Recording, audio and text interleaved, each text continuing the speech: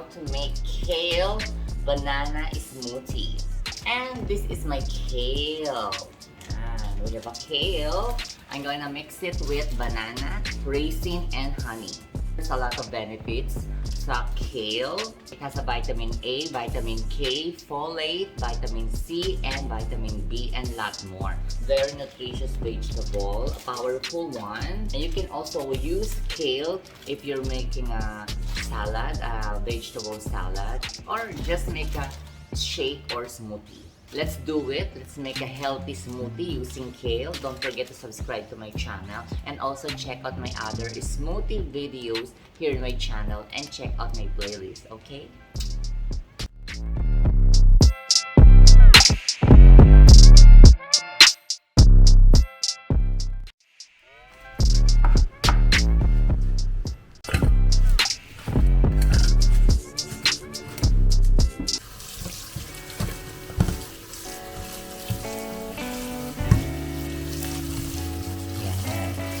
So we need to wash after nating i-cut, slice.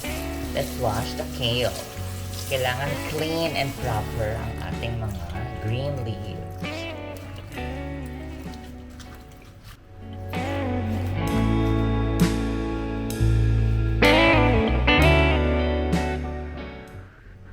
And next, let's add 2 banana. Raisin, let's add some raisin. Yan, para mas masarap. Normally, every time I make smoothie or fruit shake, vegetable shake, I add some pure honey.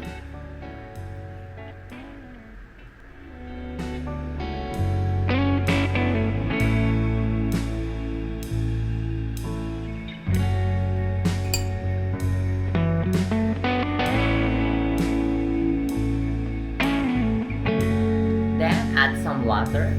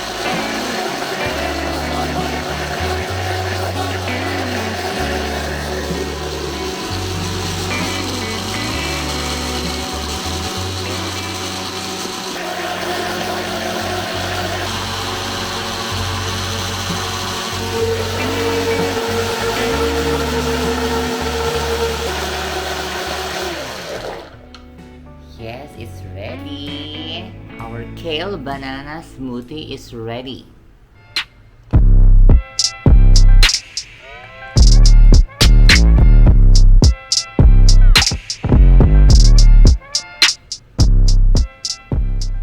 So yes, ready rin ating kale banana smoothie. Let's try it.